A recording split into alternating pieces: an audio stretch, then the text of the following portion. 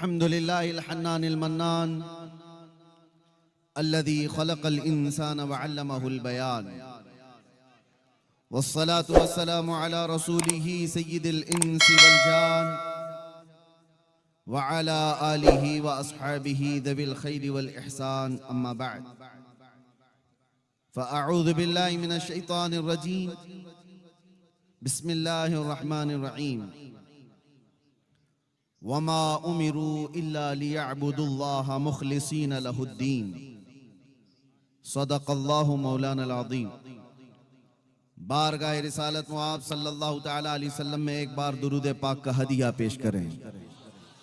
अल्लाहुम्मा सल्लि अला सय्यिदिना मुहम्मदिन मअदनिल जूदि वल करम व आलिहि व अस्हाबिहिल किराम व इब्निहिल करीम व बारिक व सल्लिम सलातन दाइमतन सरमदन अबदा। फिर के गली गली तबाह ठोकरें सबकी खाई क्यों, फिर के गली गली तबाह ठोकरें सबकी खाई क्यों, दिल को जो अक्ल दे खुदा तेरी गली से जाए क्यों। जान है इश्क़ मुस्तफ़ा रोज फजूं करे खुदा, जिसको हो दर्द का मजा नाज़े दवा उठाए क्यों। वाह सुभान अल्लाह। बुलहवस सुन सीमो जर की बंदगी अच्छी नहीं, उनके दर की भीख अच्छी सरवरी अच्छी नहीं। मेरे अजीजों, आलास की सरजमीन पर मैं मेरे करम फरमा आले रसूल सैयद ज़हीर अब्बास साहब क़िबला अदामल्लाहु इक़बालहु के हुक्म पर हाजिर आया हूँ। और बात दर हकीकत यह है कि हम निस्बतों वाले लोग हैं और निस्बतें हमें खींच करके उन मकामात पर पहुंचाती हैं जहां तक हमें पहुंचना होता है। वो और होगा जिसका तार कटा होगा, कभी इधर गिरे कभी उधर गिरे। जिसका तार मजबूती से जुड़ा है, यहां बटन लगाओ रोशनी मदीने तक ही पहुंचे। वाह वाह वाह वाह वाह। उसके तार में जो जुड़ाव है वो उसे मदीने की निस्बत तक पहुंचा ही देता है। मैं आप तमामी हजरात के जज्बात की कदर करता हूं। अक्सर व बेशतर नौजवान बाहर से भी आए हुए होंगे और मेरे आने से कबल हर जगह पर मैंने एक चीज महसूस किया है, एक बुरी छवि पेश की जाती है पूरे इलाके में। हमारे देश के जो बिरादराने वतन हिंदू लोग हैं, जिस भी समाज से ताल्लुक रखते हैं, उनके दरमियान एक चीज फैला दी जाती है कि मौलाना भड़काऊ भाषण करता है और लोगों में एक अलग मैसेज जाता है। मेरे अजीजों, मैं इसकी सफाई नहीं देना चाहता, लेकिन मैं उनको ये दावत जरूर दूंगा कि कभी उनकी फैलाई हुई बातों को तो बहुत सुना, हमारी बातों को भी तो जरा सुन लो। वाह वाह वाह वाह। कभी भी हमारा टारगेट कोई कम्युनिटी नहीं है, कोई कौम नहीं है। लोगों ने उसको तोड़ मरोड़ करके पेश किया है। एक बात याद रखें, यह भी एक चालबाजी है। आज पूरी मीडिया इस पर काम कर रही है। अगर आप किसी के बुरे काम को उंगली उठा करके बोलोगे तो कहेंगे ये पूरे समाज को गाली दे रहा है। हमें क्या पड़ी हुई है किसी को गाली देने की, किसी को बुरा कहने की। उस नबी पाक सल्लल्लाहु तआला अलैहि वसल्लम के दीन में हम हैं, जिस रसूल करीम सल्लल्लाहु तआला अलैहि वसल्लम ने रास्ता चलते हुए अकल से जो लोग पैदल हों, जिनका ज़हनी तवाज़ुन भी खो चुका हो, उनकी बातें तक नबी पाक सल्लल्लाहु अलैहि वसल्लम तवज्जो से सुना करते थे। हमारा ये मिजाज नहीं है। लेकिन एक बात मैं आपको बताता हूं, जो भी किसी भी जगह का हो, वो चाहे टोपी पहना हुआ हो, जुब्बा पहना हुआ भी क्यों ना हो, अगर नबी पाक सल्लल्लाहु अलैहि वसल्लम की तरफ गुस्ताखी की उंगली उठाता है तो फिर हम छोड़ते नहीं। हम ये नहीं देखते हैं कि वो किस जगह से ताल्लुक रखता है। यही मेरा जुर्म है, यही मेरा कसूर है, जिसकी वजह से हमारे चेहरे को लोगों के दरमियान डरावना बनाकर पेश किया गया है। और बेचारे पुलिस डिपार्टमेंट वाले जो शुरू में जानते नहीं, लेकिन जैसे जैसे हमारे जलसे की तारीख करीब आती है उनके अंदर एक और चीज हलचल पैदा हो जाती है। कौन आ रहा है, ये कितनी खबरें आ रही हैं, उधर से भी फोन आ रहे हैं, इधर से भी फोन आ रहे हैं। मैं उनकी मजबूरी भी समझता हूं, मैं जानता हूं हर जगह से लॉ एंड ऑर्डर खराब हो जाएगा, डिस्टर्ब हो जाएगा। मैं आपको बताता हूं पिछले 3 सालों में 200 से ज्यादा जलसे किए होंगे। एक भी जगह लॉ एंड ऑर्डर खराब हुआ है तो मुझे ला करके दिखा दे, एक भी जगह। लेकिन हजारों ऐसे नौजवानों को मैं डिपार्टमेंट के सामने खड़ा कर सकता हूं जो नबी पाक की मोहब्बत में उन्होंने नशा को छोड़ दिया। नारे तकबीर, नारे एक दो रिसालत। नहीं, एक दो नहीं, सैकड़ों की तादाद में है जिनकी जिंदगियां कुछ और थीं। लेकिन मैं ये नहीं कहता मेरी वजह से, हुजूर पाक की मोहब्बत की वजह से, नबी पाक सल्लल्लाहु ताला अलैहि वसल्लम के नाम की निस्बत की वजह से उन्होंने अपनी पुरानी व अय्याश जिंदगी को खत्म कर दिया है। लोग ये इल्जामात लगाते रहते, लॉ एंड ऑर्डर डिस्टर्ब हो जाएगा, लोग बिगड़ जाएंगे, माहौल खराब हो जाएगा। ये नफरती लोगों के बारे में मैं इतनी बात कहूंगा कि हर समाज में लोग होते हैं और ऐसे कीड़ों की बात पर ज़हन नहीं देना चाहिए। मौसम में आते और मौसम में चले जाते हैं। बात आप देखें, हम जिस मुल्क में रह रहे हैं ये वो देश है जहां बरसों से ऐसी डाइवर्सिटी मौजूद है कि इसको कोई तोड़ नहीं पाया, आज तक कोई तोड़ नहीं पाया। आपको पता है हिंदुस्तान की ये खुसूसियत है, पूरी दुनिया में मैं बहुत सारी कंट्रीज को देखा है, बहुत सारे मुल्कों को जाकर के देखा है, वहां एक कौम अपनी ही कौम को मार रही। आप जाकर के न्यूज उठा करके देखे, मालूमात होंगी आपको। मुसलमान है तो मुसलमान को ही मार रहा है, दूसरी कोई कंट्री में पूरे के पूरे वही लोग हैं, वो आपस में एक दूसरे को मार रहे हैं। हम जिस मुल्क में रह रहे हैं, हिंदुस्तान में, मेरे अजीजों, यहां एक दो नहीं 200 से ज्यादा जातियां, 200 से ज्यादा धर्म वाले लोग मौजूद हैं। एक दो नहीं 200 से ज्यादा रिलीजियंस यहां पर मौजूद हैं और सब जी रहे हैं, सब जी रहे हैं। और ये सरकार गरीब नवाज का, उनके आस्थाने की बरकत का मैं ये खुल करके इजहार करता हूं कि जितने खुलकर आजादी के साथ आप अपने दीन पर इस जमीन पर अमल कर रहे हैं, दूसरी जगहों पर इतने आसानी से अमल भी नहीं है। नारे औलिया तकबीर, कामिलीन की निस्बतों का असर, नारे रिसालत। या औलिया कामिलीन की निस्बतों का असर है। ये वो देश है जहां हिंदू मुसल्ला बिछा कर देता है कि मुसलमान नमाज पढ़ ले। क्या ये देश नहीं है? हमने इन तमाम चीजों को कहां पर गाली गलौज करके खत्म किया है? किसको हमने हर्ट किया है? अभी मैं आलास आया, मेरे अजीजों, उलमा एक तरफ, अवाम एक तरफ, हाजी अपनी तरफ, लेकिन आपके इलाके के सरपंच हैं, शायद वो भी हिंदू समाज से ताल्लुक रखते हैं। आए, चादर मुझे पहनाई, हार मुझे पहनाया। ये तमाम जो तहजीब है मौजूद, फिर कौन सी वो नफरत है जो फैलाई जा रही है? अब मैं आपको बताता हूं, आज मुझे यहां पर हजरत ने भी बताया था, कसीर तादाद में हिंदू समाज से भी लोग मौजूद हैं। तो मैं उनसे कहता हूं, हमारी बातों को गौर से सुनना और कभी अपने ऊपर मत लेना, कभी अपने ऊपर ना लेना। और तुम भी अगर कभी हमारे अंदर मौजूद कोई कीड़ा हो, उसको अगर बोल रहे हो, तो हम अपने ऊपर भी नहीं लेते, हम अपने ऊपर नहीं लेते। दुनिया तालिबान को टेररिस्ट कहती है, हम डिफेंस करने नहीं जाते, क्योंकि हमें पता है हमारा उनसे कोई ताल्लुक ही नहीं। हम उनका डिफेंस करने नहीं जाते। हम सूफिया की जमात से ताल्लुक रखते हैं, वो औलिया कामिलीन की जमात से ताल्लुक रखते हैं। इसी तरह से वो बिरादराने वतन हिंदू समाज से ताल्लुक रखने वालों से मैं कहता हूं कि अगर कोई ऐसा शख्स हो जो हमारे भेदभाव को और यहां के माहौल को खराब करने के लिए किसी भी मुकद्दस शख्सियत को गालियां देता है, तो वो तुम्हारा नहीं है, समझ करके चलो। और हम ऐसे कुत्ते की दुम पर पैर रख करके बोलेंगे। क्यों? इसलिए नहीं कि वो सिर्फ गाली दे रहा है, इसलिए कि वो देश का माहौल खराब कर रहा है, पूरे देश का माहौल खराब कर रहा है। और ऐसी जगह पर हम जो बात करते हैं तो इसीलिए दुनिया को ये हमारा चेहरा पेश किया जा रहा है कि ये भड़काऊ भाषण करता है।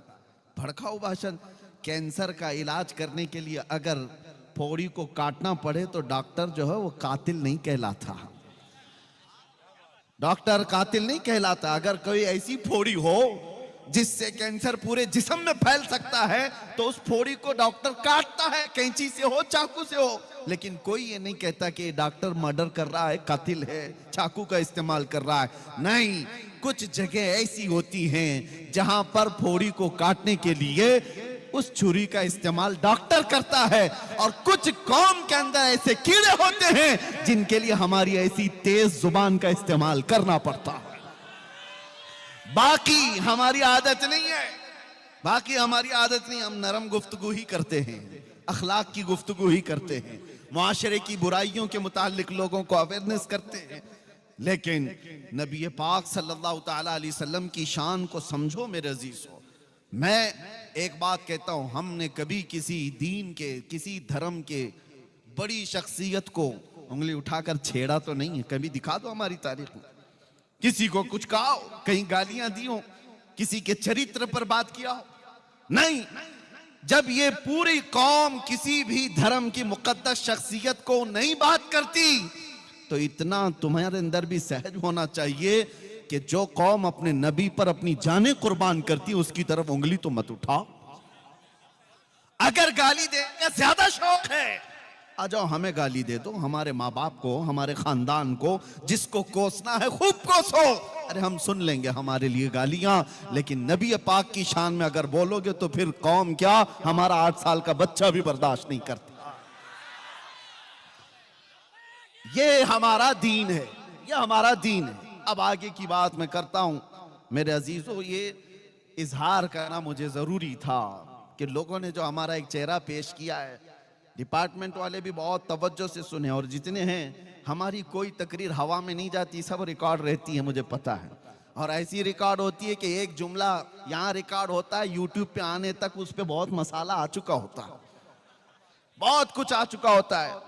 आधे से ज्यादा तो हमारी तकरीरों को यूट्यूबर लोगों ने बर्बाद करके रखा है। पता नहीं क्या क्या थंबनेल लगा लगा करके पूरी दुनिया को डराते हैं। और कितनी मर्तबा तो मुझे कैद में पहुंचाया, कितनी बार तो आजाद कराया, कितनी बार तो कब्र में भी पहुंचाया। इनका भरोसा नहीं है। और एक बात बड़ी अच्छी है, पुलिस डिपार्टमेंट से एक बड़े सीनियर ओहदेदार वो इन्वेस्टिगेशन में बैठे हुए थे और कुछ लोग बहुत चीजें वायरल किए हुए थे। मैं देख करके घबराया। मैं कहा साहब ये तो मैंने कभी कहा नहीं, साहब ये बात तो है नहीं। तो उन्होंने कहा मौलाना बंद कर दो, यूट्यूब पर हम भी भरोसा नहीं करते, इन तमाम चीजों पर हम भी नहीं भरोसा करते, कानून की प्रक्रिया है। तो बहरहाल मैं जो बातें कह रहा हूं उसको तवज्जो से सुने। इस पूरी कायनात में अल्लाह तबारक व तआला ने आपको पैदा किया और आपके पास दीन इस्लाम है, और सबसे बड़ी दौलत तुम्हारे पास जो मौजूद है वो कौन सी है? कभी सोचा आपने? दुनिया अगरचे कहती हो सब लुट गए, हमारे सारे हालात खराब हो गए, बच्चे बिगड़ गए, आवारा हो गए, औरतें बेपर्दा हो गईं, एजुकेशन में कमी आ गई, अखलाक में गिरावट आ गई, क़ियादत खत्म हो गई, ये कौम टूटी बिखरी हुई है। सब यही तो कहते हैं आज बैकवर्ड कौम है ये, और इतनी बैकवर्ड कि सबसे नीचे तुम्हारा नाम आने लग गया, कि तुम्हारा एजुकेशन लेवल सबसे नीचे आ गया है। ये तमाम बातें तो आज मौजूद हैं, लेकिन फिर मैं कहता हूं 24 घंटे तुम रडार पे क्यों रहते हो? जब ये टूटी बिखरी हुई कौम है तो फिर हर मीडिया वाले का मुद्दा तुम ही क्यों रहते हो? उस कौम से क्यों डर है लोगों को?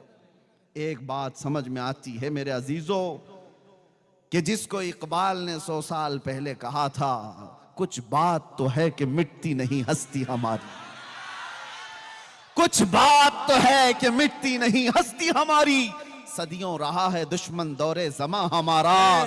यूनान और मिस्र रोमा सब मिट गए जहां से, बाकी मगर है अब तक नामो निशां हमारा। किस वजह से आज पूरी दुनिया तुम्हें रडार पर रखती है वो समझ करके चलो। तौहीद की अमानत सीनों में है हमारे, इश्क़ रसूल की अमानत सीनों में है हमारे, आसान नहीं मिटाना नामो निशा हमारा। नारे तकबीर, नारे रिसालत, तहफ़्फ़ुज़ ईमान कॉन्फ्रेंस, अल्लामा मुफ्ती सलमान अज़हरी साहब क़िबला, अल्लामा मुफ्ती सलमान अज़हरी साहब क़िबला। बस अपने ईमान की हिफाजत करो। जो दौलत तुम्हारे पास है वो सबसे बड़ी दौलत, सबसे बड़ी दौलत है।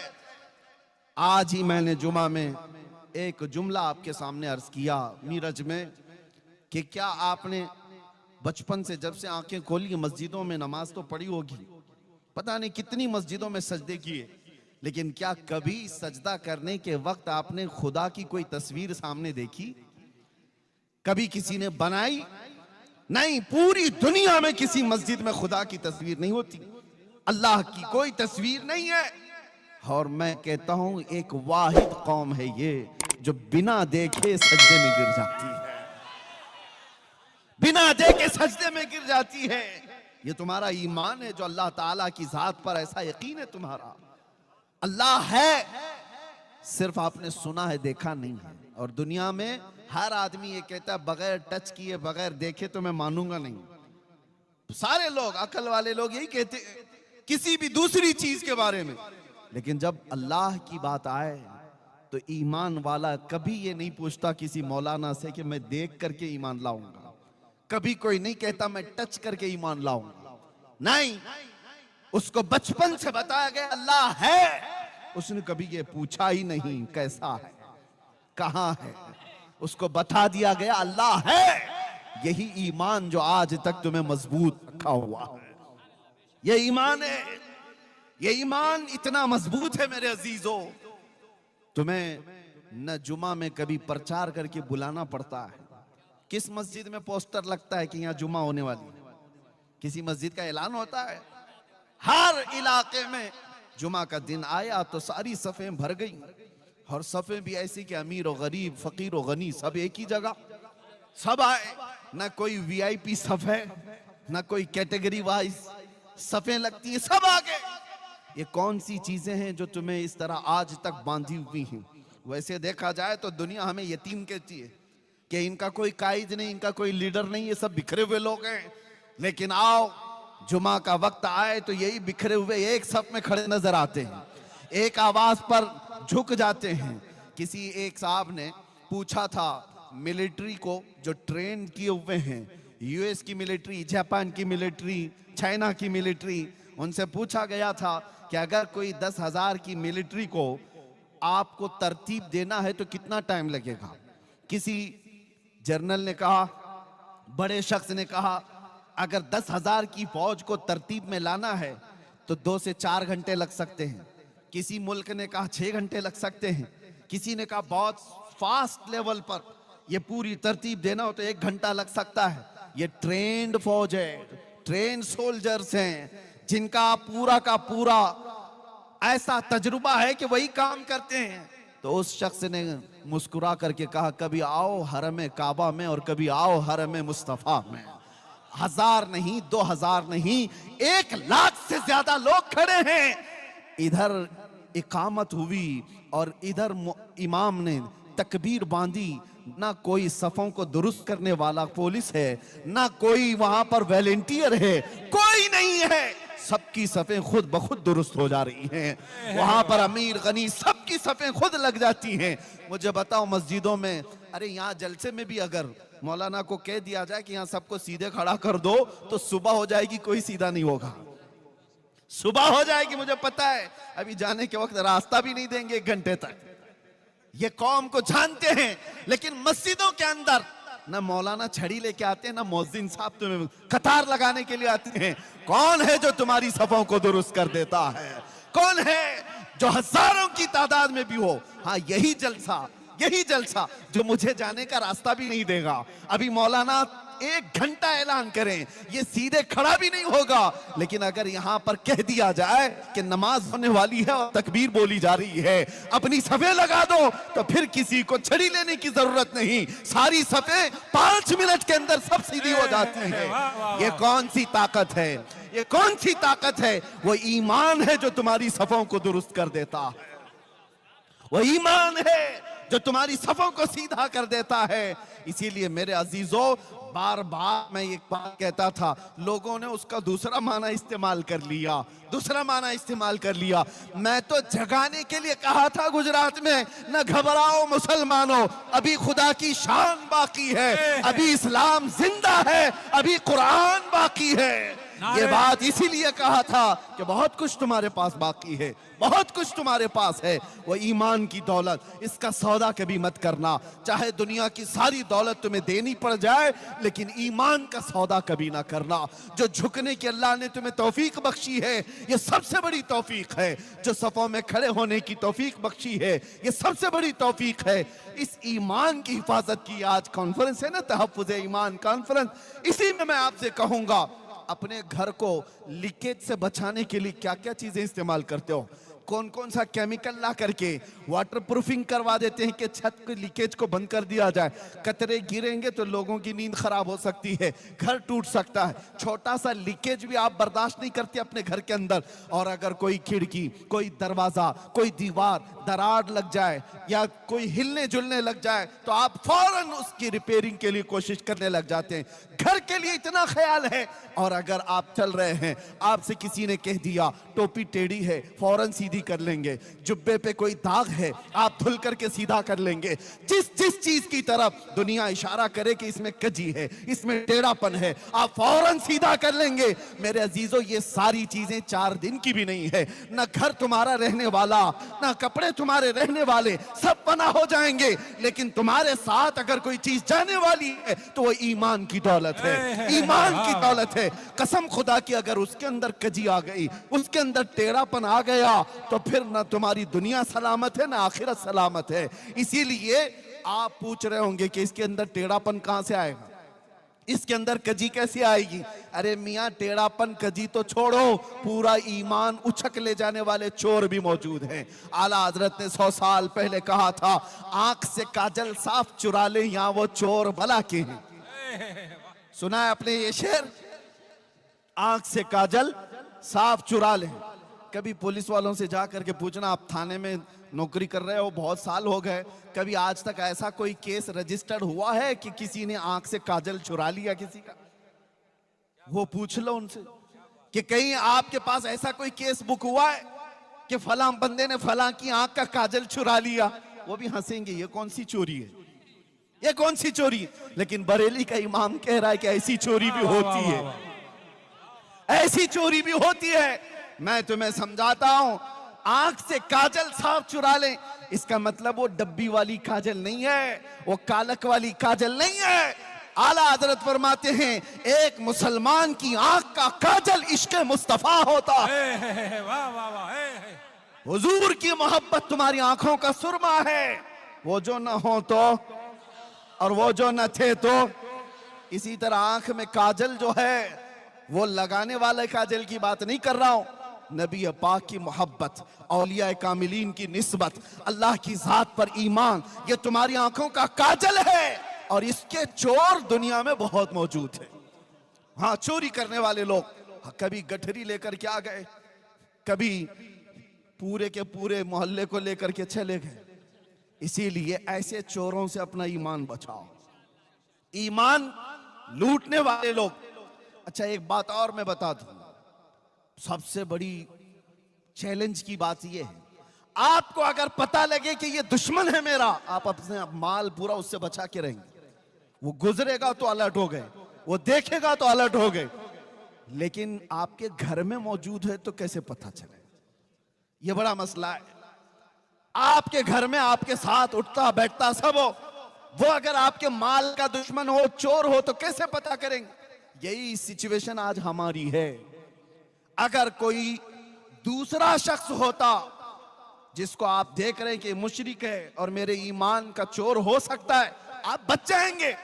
लेकिन टोपी दाढ़ी वाला, जुब्बे कुब्बे वाला, तुम्हारे साथ चलने फिरने वाला और इश्क रसूल से पूरा अंदर से खाली है, लेकिन देखने में बड़ा नमाजी लगता है, हाजी भी लगता है, ज़कात खूब बांटता है, लेकिन अंदर से वो खाली है और बहुत बड़ा चोर है। और ऐसे चोर की दुश्मनी, ऐसे चोर की दोस्ती, तुम्हारे आंख का काजल वो कब उठा ले जाएगा पता भी नहीं चलेगा। बचो ऐसी निस्बतों से जिसका सीना हुब्बे मुस्तफा से खाली है। जो नबी पाक की बात आए तो आए काएं करता है। और फिर हाँ, कितने ऐसे, अभी देखो बौछार होती है सोशल मीडिया पर कि मौलाना मजार पर गए, खड़े हो गए, मौलाना नमाज के बाद खड़े हो गए, या नबी सलाम अलैका कह रहे, मौलाना ये कर रहे, नबी का नाम आया तो खड़े हो गए। मैं उन जालिमों से कहता हूं, कोई नेता आए तो उसके छाटने के लिए तुम खड़े हो जाते हो। तुम्हें मुबारक दुनिया के वक्त है, हमें मुबारक हमारे नबी की इज्जत। हम अपने नबी पाक के नाम पर खड़े होते हैं तो ये अल्लाह की अता है कि अल्लाह ने अपने नबी के गुलाम में ये तौफीक बख्शी है कि वो अपने नबी के नाम पर खड़े होते हैं। ये वो लोग हैं जो साथ रहते हैं और ईमान के डकैत हैं, ईमान के चोर हैं। इसलिए मेरे अजीजों, हर दाढ़ी जुब्बा वाला, हर टोपी कुर्ते वाला ये मत समझ लेना कि साहिब ईमान है, ये मत समझ लेना साहिब ईमान है। बचपन में हमने सुना था कि एक बात कही जाती थी कि काबुल में सब घोड़े नहीं होते, गधे भी होते हैं।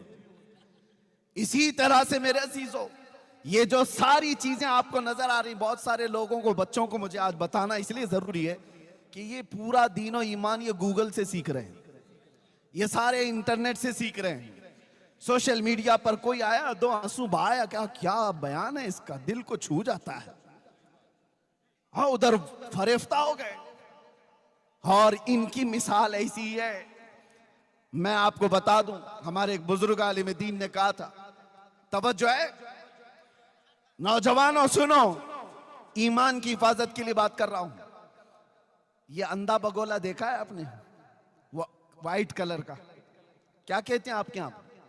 बगोला ही ना, बहुत खूबसूरत दिखता है, बहुत खूबसूरत रहता है।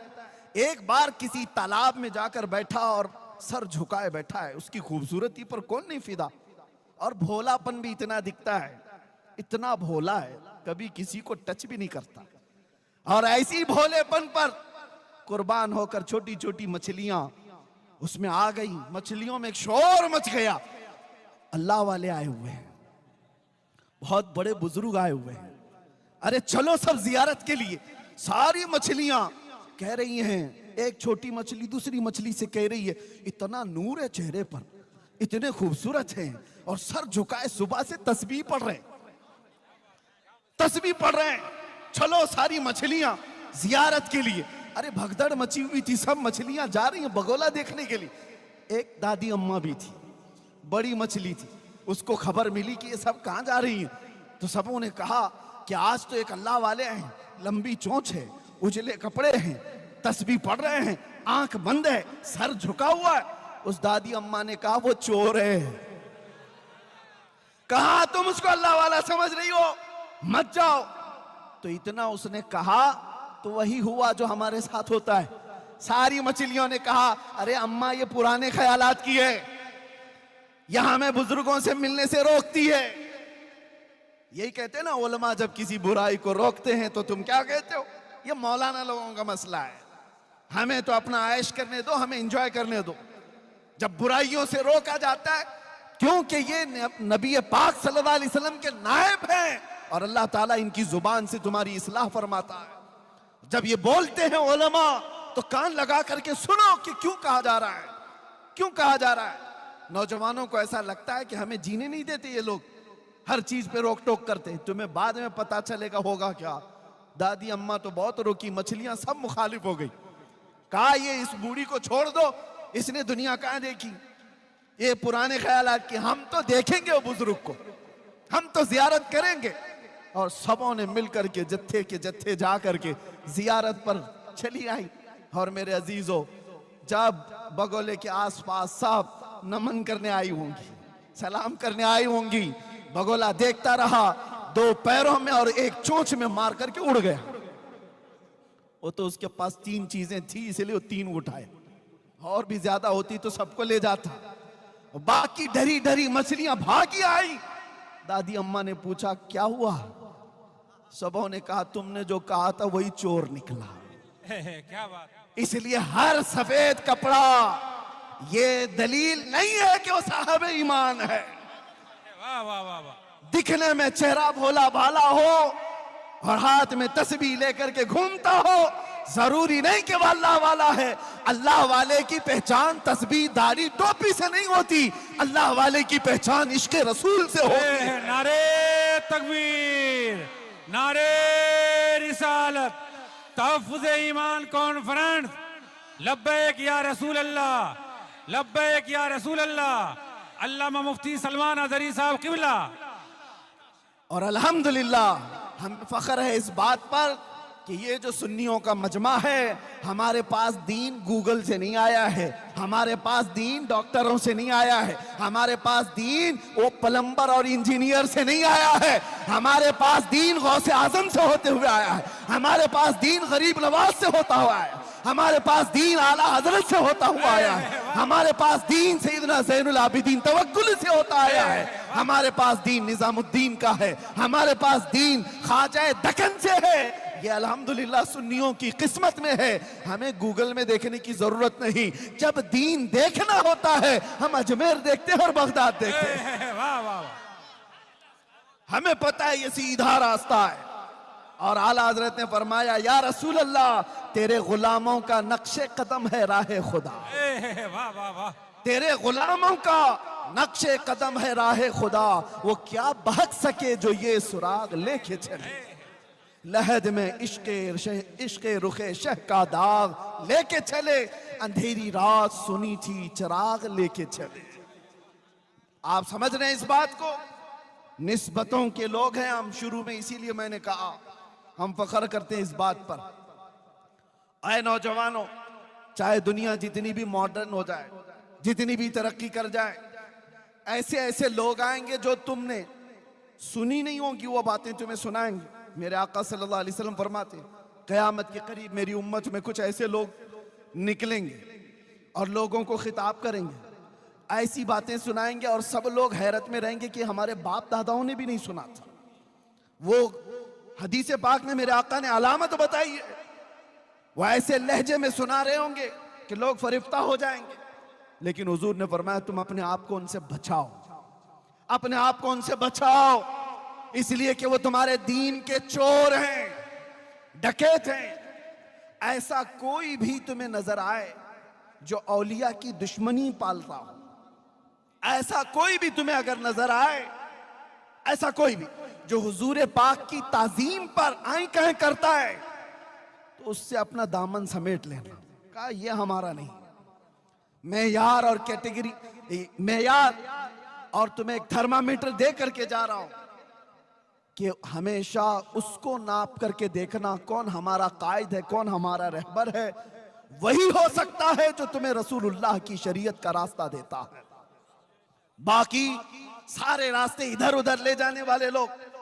और एक बात ये भी मैं बता दूं, पीर साहब भी कोई हो, जितने भी पीर साहब हो, अगर वो नबी पाक का रास्ता छोड़ा है तो पीर नहीं, वो पैर है, वो पैर है। और हुजूर पाक की मोहब्बत सजा कर रखता है तो हमारे सर का ताज है।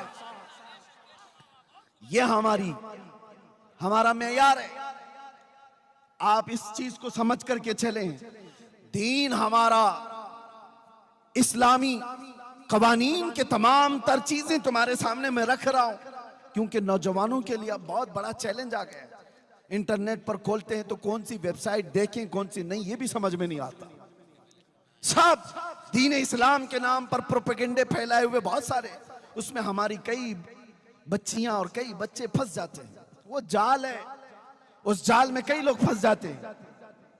आपको मैं एक बात बताना चाहूंगा, कुछ लोग ये कहते हैं ना, दुनिया बहुत नई हो गई, नए तरीके पर आना चाहिए। मैं भी मानता हूं आज का दौर है मोबाइल का, हम मोबाइल छोड़ के तो नहीं रह पाएंगे। आज का दौर लाइटिंग का है, हम लाइट छोड़ करके तो नहीं रह सकते। आज का दौर है गाड़ियों में तेजी से जाने का, हम ये छोड़ करके भी नहीं रह सकते।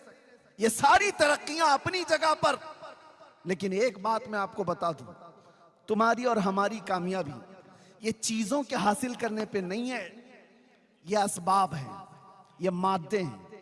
माइक का इस्तेमाल भी मैं करूंगा, मोबाइल का इस्तेमाल भी मैं करूंगा, लाइट का इस्तेमाल भी मैं करूंगा, ये कंप्यूटर का, इंटरनेट का इस्तेमाल भी करूंगा, लेकिन ये तमाम चीजें इस पर हम डिपेंड ना रहे कि यही सब कुछ है, बल्कि हकीकत में तुम्हारी कामयाबी आगे दौड़ने में है या पीछे पलटने में है।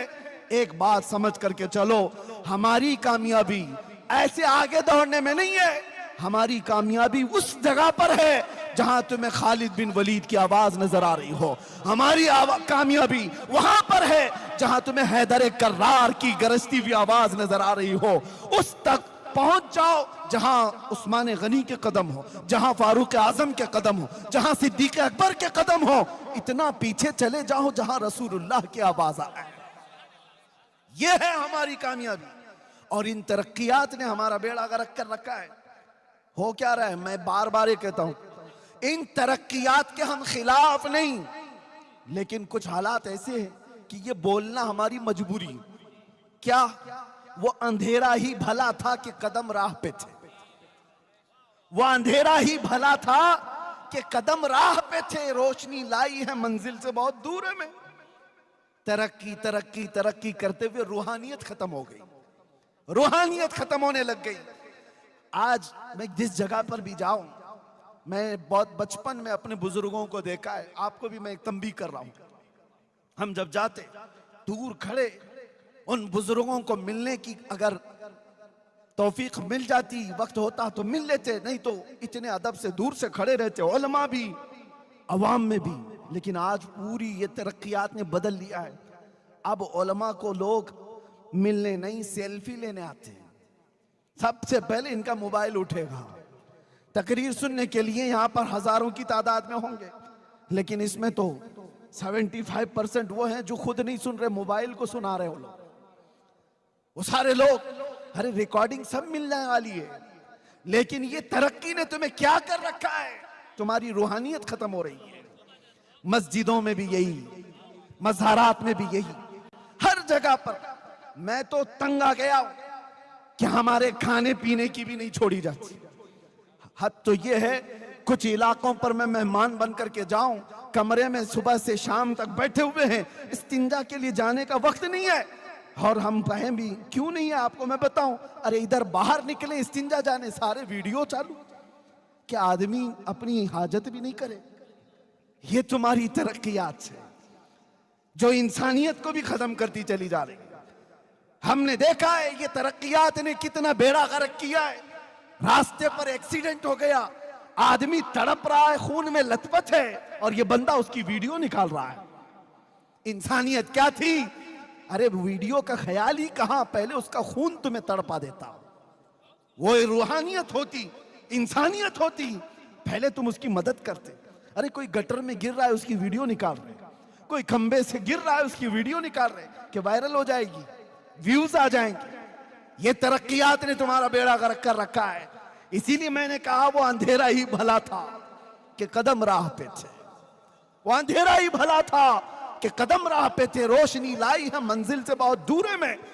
आज मैं एक बात इसलिए ये चीजें छेड़ रहा हूं कि इन तरक्कियात ने तुम्हारा और हमारा ऐसा नुकसान किया है कि रूहानियत को और हमारे अंदर के अदब को खत्म करती चली जा रही है। इसीलिए मेरे अजीजों, ये आस्थाने जो औलिया के हैं, यहां हम क्यों आते हैं पता है? इन आस्थानों पर हमारा क्या रखा है?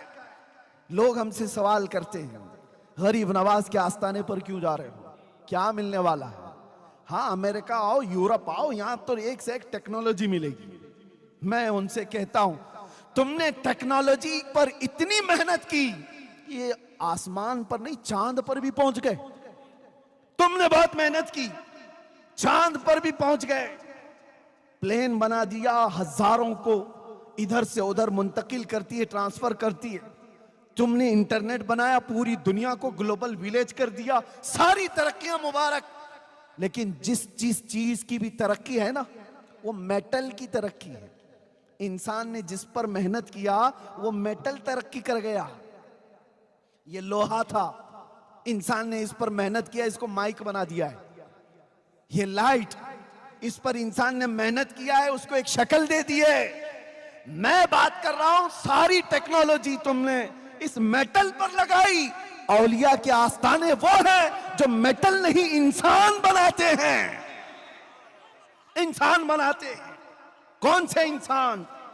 यूरोप के एक बाशिंदे ने कहा था हमारे एक बड़े आलिम दीन से कि आओ हमारे पास, हमने तरक्की इतनी की है कि हमने सयाल मादे से केमिकल बनाए, हम चांद तक पहुंच गए, हम इंटरनेट बनाए, हम एरोप्लेन बनाए, हम कंप्यूटर बनाए। सब सुना।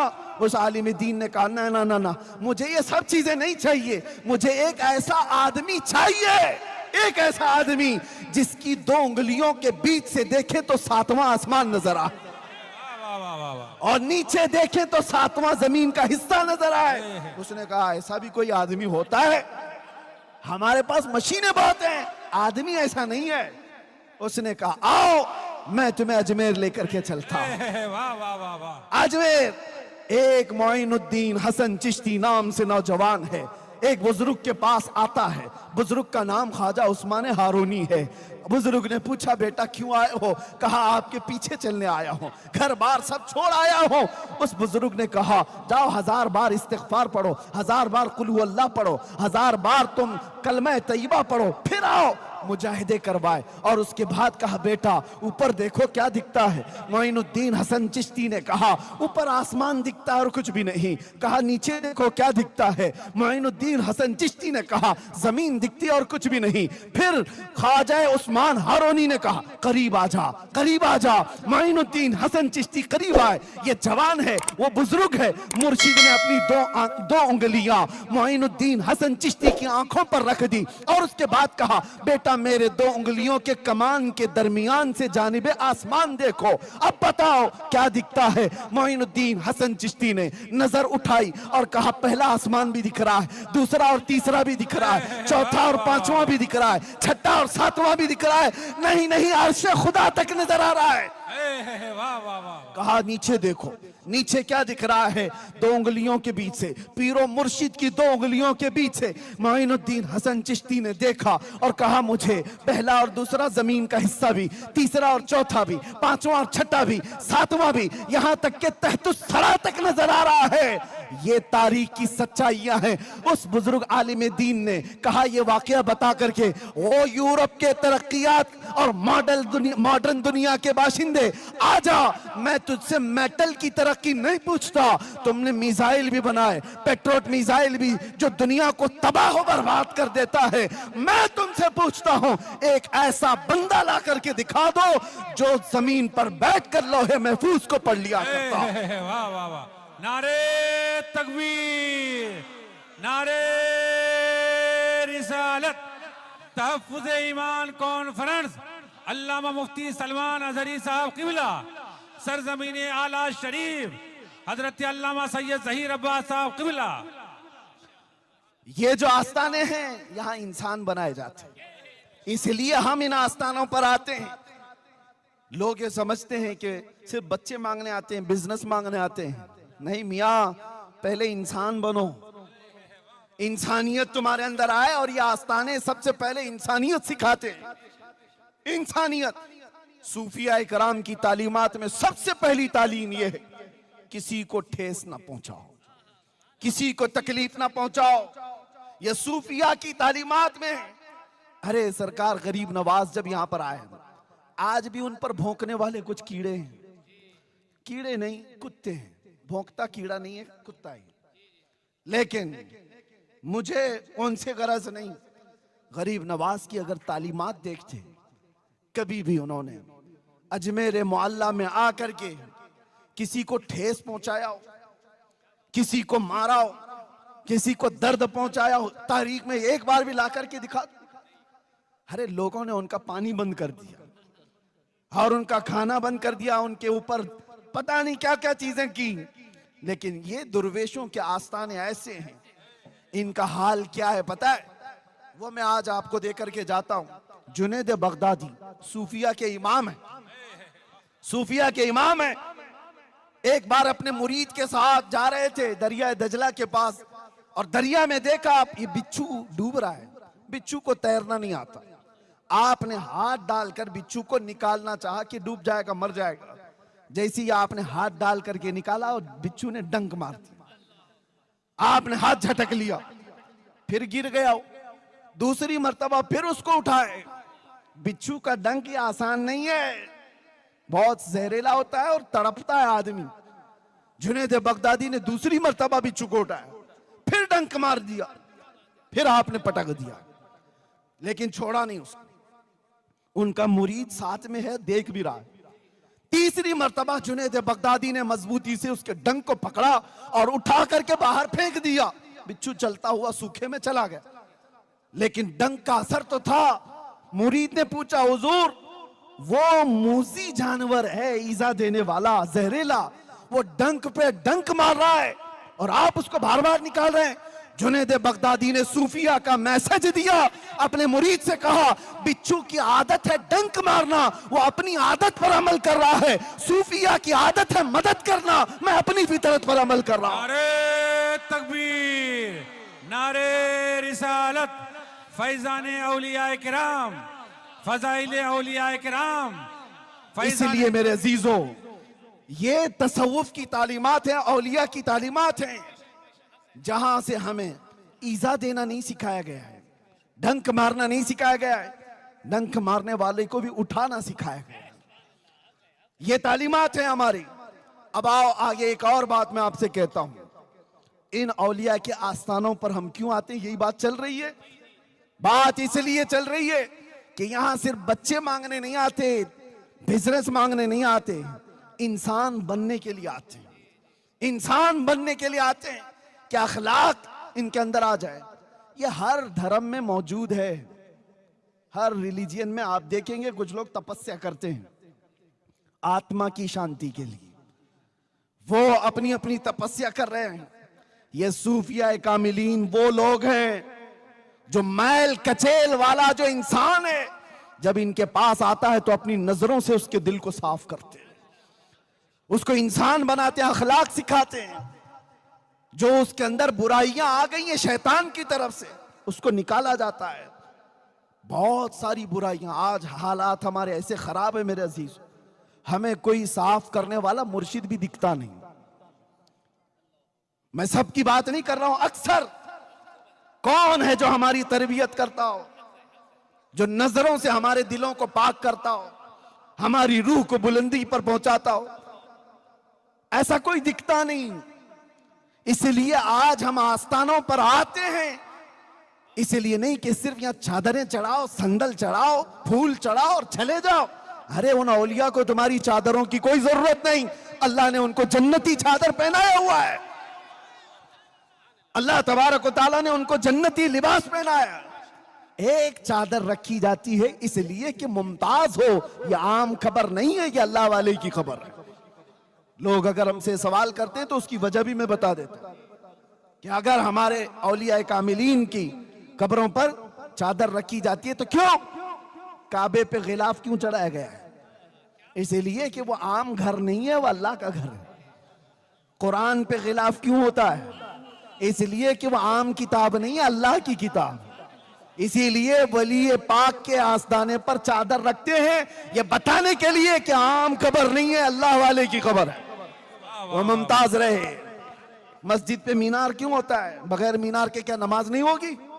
मीनार का नमाज से कोई ताल्लुक ही नहीं। क्यों रखा जाता है? सिर्फ इसलिए कि उसकी अजमत और उसकी शौकत लोगों को पता चले, ये आम घर नहीं, अल्लाह का घर है, अलग रखा जाता है।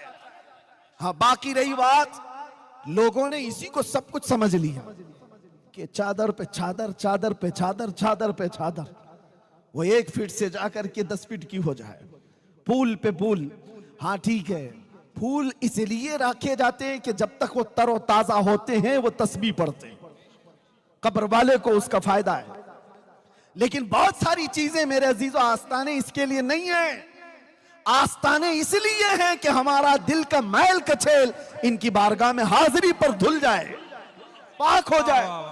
और जो गया और वैसा ही मैला दिल लेकर के आया तो वो क्या हाजिरी दिया, कौन सी हाजिरी दिया और कौन से उर्स में आया। उसके ना अखलाक बदले, ना उसके अंदर की कोई चीज नहीं बदली, तो क्या आस्ताने पर आया और क्या चला गया। इसलिए आज ये बात भी मुझे बतानी जरूरी है। तीसरी एक बात कि हम इंसान बनने के लिए आते हैं, अखलाक सुधारने के लिए आते हैं। तीसरी एक बड़ी बात कि आज बहुत बड़ा टेंशन है, जो मैंने कहा ना, चोर घूम रहे हैं, ईमान छीनने वाले। आंख से काजल साफ चुरा ले, यहां वो चोर भला के हैं। तेरी गठरी ताकी है और तूने नींद निकाली है। सूना पास है, सूना बन है, सोना जहर है, उठ प्यारे। सूना गोल्ड तुम्हारे पास है, जंगल का राज है, सूना बन है। और ऐसे वक्त में सोना जहर है, उठ प्यारे। तू कहता है मीठी नींद है, तेरी मथी निराली है। शहद दिखाए जहर पिलाए, कातिल डाइन शोहर कुश, इस मुर्दार पे क्या ललचाए, दुनिया देखी भाली है। अब मैं आपसे कहता हूं, इन चोरों से बचोगे कैसे? अरे आपके घर में माल रखा है, तिजोरी में है, कहीं पर भी है, फिर भी अगर डर लगता है तो पुलिस से जाकर कह दोगे, साहब मुझे डर लगता है फलां चोरी कर लेगा। पहले से इंटीमेशन दे देता हूं, ये चोर है, ये मेरे घर के आसपास घूम रहा है, कभी भी चोरी कर सकता है, मैं आपको बता रहा हूं। तो पुलिस आपकी सिक्योरिटी के लिए वो अपनी मेहनत लगाएगी, वो कोशिश करेगी कि इसका घर लुटने ना पाए। ये तो अपने घरों को चोरी होने से बचाने के लिए पुलिस के पास गए। मैं पूछ रहा हूं, ईमान के लुटेरे चोरों से बचने के लिए कौन सी पुलिस के पास जाओगे? कहां जाकर पहले रिपोर्ट करोगे? आप देख रहे हैं कई लोग ईमान के चोर हैं, तो ऐसी चोरी होने से अपने आप को बचाने के लिए क्या करना है? तो कुरान पढ़ो। अल्लाह तबारक व तआला फरमाता है, या अय्युहल्लज़ीना आमनु तक़ुल्लाह व कूनू मअस-सादिक़ीन, ऐ ईमान वालो अल्लाह से डरो और सच्चों के साथ हो जाओ। सच्चे कौन हैं? ये सच्चे सिद्दीक़ अकबर हैं, सच्चे फारूक आज़म हैं, सच्चे उस्मान गनी हैं, सच्चे हैदर कर्रार हैं, सच्चे हसनैन करीमैन हैं, सच्चे मारूफ करखी हैं, सच्चे जुनैद बगदादी हैं, सच्चे गौसे आज़म अब्दुल कादिर जिलानी हैं, सच्चे गरीब नवाज हैं, सच्चे महबूबे इलाही हैं, सच्चे साबिर कलियरी हैं, सच्चे फरीदुद्दीन गंजे शकर है, सच्चे ख्वाजा दक्कन हैं, सच्चे इमाम अहमद रजा खां हैं। ये वो सच्चे लोग हैं, इनके साथ हो जाओ, अल्लाह तुम्हारे ईमान की वैसी हिफाजत फरमाएगा। नारे तकबीर, नारे रिसालत, मसलके आला हजरत, इश्को मोहब्बत, इश्को मोहब्बत, फैजाने हुजूर गरीब नवाज अल्लामा मुफ्ती सलमान अजहरी साहब किबला, तहफ़्फ़ुज़ ईमान कॉन्फ्रेंस सरजमीन आला शरीफ हजरत अल्लामा सैयद ज़हीर अब्बास साहब किबला। अब बात समझ में आ गई, अपने ईमान को बचाना है तो कहां जाना है? औलिया कामिलीन की निस्बतों की तरफ। अगर ये निस्बतें तुम्हारी नहीं है तो कोई भी चोर कब के ईमान ले जाएगा। कितने नौजवान ऐसे आज बहकते हुए दिखाई दिए, बहुत सारे। मैं मुंबई में रहता हूं, कुछ साल पहले एक नौजवान आया कि एक कोई ऐसे पीर साहब आए हैं, वो कहते हैं कि उन पर नमाज फर्ज नहीं है। मैंने कहा गौस पाक भी ऐसे नहीं बोलते, सिद्दीक़ अकबर ने भी नहीं कहा। ये तुम्हारा पैर कितना बड़ा हो गया? पीर नहीं, पीर नहीं, जो नबी पाक की शरीयत को छोड़ा वो पीर, वो पैर है। मैंने पूछा इतना बड़ा कैसे हो गया? कहते नहीं नहीं, वो दिल की नमाज पढ़ते हैं, दिल की नमाज पढ़ते हैं। कभी तो ये कहते नहीं वो यहां बैठते हैं, मक्का में नमाज पढ़ते हैं, मदीने में पढ़ लेते हैं, वो बैठते यहां हैं। मैं कहा खाना यहां क्यों खाते हैं? जमजम वहीं से पी लें, मदीने में खजूर खा लें, खाना तो बराबर लगता है। नमाज के लिए कहते मक्का में पढ़ लेते, मदीने में पढ़ लेते। ये शैतान है, शैतान है, वो पीर नहीं है, तुम्हारा ईमान लूट लेगा। एक नौजवान मेरे पास आया, वो ये कहने लगा कि वो कहते 8 खुदा है कलमे में, 8 मोहम्मद है कलमे में, लोगों को पता ही नहीं। अच्छा इनकी एक ट्रिक मैं आपको बताऊं, ऐ नौजवानों, बचना ऐसे गुमराहों से, बचना। वो सबसे पहले तुम्हें क्या कहते हैं, मौलाना के पास मत जाना, हमारे बारे में वो बुरा कहेंगे, पहले से इसके दिमाग में डालते हैं। और जब नौजवान हमारे पास आए, हम कहते हैं अरे बाप रे वाह, इतना खतरनाक कहां से अकीदा ले आया, तो कहता मेरे पीर साहब तो पहले ही बोले थे मौलाना हमारे खिलाफ बोलेंगे। करामत, उसको फिर करामत लग गई। ये सारी ट्रिक है, ये साइकोलॉजी है, इस्तेमाल करते हैं ये ढकोसले बाबा। एक बात मैं आपको बता दूं, नमाज किसी के लिए माफ, किसी के लिए है। गौसे पाक ने कभी नमाज कजा नहीं की, गरीब नवाज ने कभी नमाज नहीं कजा की। अरे मेरे नबी जिनकी शरीयत है, रसूलुल्लाह ने नमाज नहीं छोड़ी। और ये आज का कोई पैर के है कि मेरी नमाज माफ हो गई। मैंने अजराहे तफरीह कल्ब उनसे एक बात कही थी, वो आज आपको भी कह देता हूं। कोई भी ऐसा पीर कहे कि मेरे ऊपर नमाज फर्ज नहीं है, मैं भी मानता हूं 4 लोग ऐसे हैं जिन पर नमाज फर्ज नहीं, 4 लोग ऐसे हैं जिन पर नमाज फर्ज नहीं। या तो पहला नाबालिग बच्चा, नाबालिग बच्चे पर नमाज फर्ज नहीं, या तो पागल हो तो नमाज फर्ज नहीं। नमाज अकल वाले पे है, नमाज पागलों पे नहीं है। 2 हो गए। नंबर 3, औरत की हर महीने जो माहवारी आती है उतने दिनों उसको नमाज फर्ज नहीं, नमाज माफ है उसको।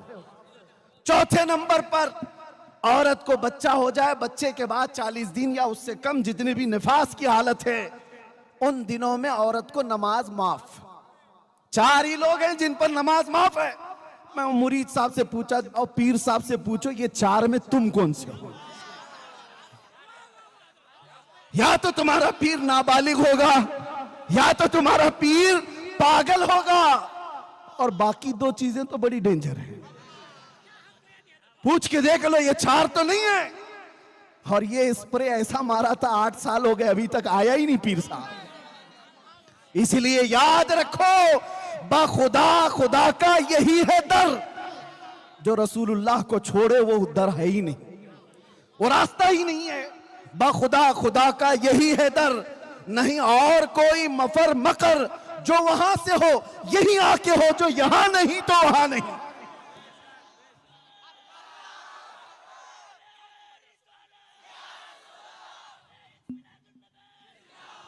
बात अब कंप्लीट करने आ रहा हूं, खत्म कर रहा हूं। तवज्जो मेरे अजीजों, चाहे दुनिया में जितने भी रास्ते लोग ला करके दिखा दें, सीधे एक ही देखना कि ये मदीने तक पहुंचता है कि नहीं। अगर नबी पाक की शरीयत छोड़ करके बात करता है तो अपना नहीं है, चाहे वो जैसा भी हो। या औलिया कामिलीन के आस्ताने हमें बचाते। मेरे अजीजों, गौसे पाक ने, गरीब नवाज ने, या जितने औलिया हैं, उन्होंने अपना गर्विदा नहीं बनाया, उम्मत को रसूलुल्लाह का दीवाना बनाया। आज हम यही चाहते हैं, आप मेरा इस्तकबाल न करें, मेरे नाम का नारा न लगाएं, मुझे इज्जतों से न बिठाएं। मैं आता इसलिए हूं कि हमारे आने से नौजवानों के दिलों में मेरे मुस्तफा का इश्क बढ़ जाए, मोहब्बत बढ़ जाए। मैं इसलिए आता हूं कि लोग देखें तो मुझे न पुकारें, बल्कि गुंबद खजरा की तरफ तवज्जो करके कहे, लब्बैक या रसूल अल्लाह, लब्बैक या रसूल अल्लाह, लब्बैक या रसूल अल्लाह। हमारी तकरीर भी वसूल हो गई और ये जलसा भी वसूल हो। हम अपना बनाने नहीं आए, उस नबी का शहदा बनाने आए। इसलिए कि आज हम हैं, कल नहीं रहेंगे, मगर वो गुंबद खजरा की चमक सुबह क़यामत तक रहने वाली है, वो हिदायत का नूर सुबह क़यामत तक रहेगा। इसलिए मैं तुम्हें इसी लैला का मजनू बनने नहीं देना चाहता जो हर दिन मजनू चेंज करती हो। मैं आपको उसका गर्विदा बनाने आया हूं जो आज एक बार हाथ थाम ले तो कब्र में भी नहीं छोड़ता और हशर में भी नहीं छोड़ता। वाह वाह वाह वाह। आपको पता है, मेरे आका सल्लल्लाहु अलैहि वसल्लम ने फरमाया सहाबा से, कयामत के दिन मेरा हाल ये होगा। अरे ये तो एक छोटा मैदान है, कयामत का मैदान, पूरी मखलूक होगी, सारे इंसान होंगे। हुजूर फरमाते मेरा हाल ये होगा, मेरे कंधे पर एक चादर होगी, वो खसक करके गिर रही होगी, और एक हाथ से मैं अपनी चादर संभाल रहा हूंगा, दूसरे हाथ से अपने उम्मती को पकड़ करके जन्नत में ले जा रहा हूंगा। कौन है? कौन है जो ये हमारी दस्तगीरी करे? और कब्र में कौन सा दोस्त तुम्हारे साथ आने वाला है जिसके लिए तुमने रातें बर्बाद की, जिसके लिए तुमने अपने माँ बाप को छोड़ दिया? ये वो लफंगे दोस्त जो तुम्हारे पैसे के आशिक हैं, तुम्हारे माल के आशिक हैं, तुम्हें नशे के अड्डों पर ले जाकर के बिठा दिया, तुम्हारा माल बर्बाद कराया, सब कुछ हुआ, लेकिन क्या ये कब्र पर 1 घंटा भी बैठने को तैयार है? इधर मट्टी दिया, उधर निकल गया। कौन है तुम्हारी उस अंधेरी कब्र में आएगा? कोई दोस्त नहीं, अरे सगी माँ भी नहीं, सगा बाप भी नहीं। कब्र की तख्तियां बंद होने के बाद मुनकर नकीर बाद में आते हैं, आमीना का लाल पहले तशरीफ लाता है। वो नबी पाक तशरीफ लाएंगे अपना नूरानी चेहरा लेकर के, और मुनकर नकीर से बुजुर्गों ने कहा है, नकीरन जो हुजूर की मोहब्बत में थक करके गया है, हुजूर फरमाते नकीरन से खबरदार, जरा आहिस्ता जगाना, मेरी मोहब्बत में थक के आया है। मैं मरूं तो मेरे आका ये मलाइका से कहना, इसे कोई मत जगाना, अभी आंख लग गई है। ये हुजूर ताज शरिया ने लिखा था, इसे कोई मत जगाना, अभी आंख लग गई है। इसलिए आओ, दुनिया की ये चकाचौंध को देखना छोड़ दो, दुनिया की इस दुनिया पर फरेफ्ता होना छोड़ दो। इंटरनेट की दुनिया, ये पबजी की दुनिया ने तुम्हें कहां से कहां पर पहुंचा दिया। वो नौजवान बेचारे जो अपनी माँ को छोड़ दिए, अपने बाप को छोड़ दिए, अपने दोस्तों को सिर्फ और सिर्फ खुश रखने के लिए अपने सगे भाइयों और बहनों को छोड़ दिया। क्या ये जिंदगी है तुम्हारी? ये सारी वो दुनिया है जो तुम्हें सीधे रास्ते से ले जाकर के एक ऐसे अड्डे पर बिठाती है जहां जानवर भी नहीं जाता। इसलिए मैं कहता हूं, आओ, एक रास्ता जो तुम्हें दुनिया में भी सुकून देगा, कब्र में भी सुकून देगा, आखिरत में भी सुकून देगा। वो रास्ता कौन सा है? आज ले उनकी पनाह, आज मदद मांग उनसे, कल ना मानेंगे कयामत में अगर मान गया। एक ही इलाज है, वो इलाज देकर रुखसत हो रहा हूं, वो इलाज मजबूती से पकड़ लो। इसको राजी किया, वो छूट गया, उसको राजी किया, ये छूट गया, इसको जमा किया, ये छूट गया, ये जमा किया, वो छूट गया। ये सब दुनिया में होता ही रहेगा और इस चक्कर में तुम्हारी मौत आ जाएगी। इसलिए छोड़ो ये सारी फिक्रें, एक बात पर आ जाओ, वो क्या है? उन्हें जाना, उन्हें माना, उन्हें जाना, उन्हें माना, न रखा गैर से काम। लिल्लाहिल हम्द, मैं दुनिया से मुसलमान गया, की मोहम्मद से वफा तूने, तो हम तेरे हैं। ये जहां चीज है क्या, लौह कलम तेरे हैं। आओ बारगाह मुस्तफा में अर्ज करते हैं, या रसूल अल्लाह, चमक तुझसे पाते हैं सब पाने वाले, मेरा दिल भी चमका दे, मेरा दिल भी चमका दे, मेरा दिल भी चमका दे, चमकाने वाले लब्बैक या रसूल अल्लाह।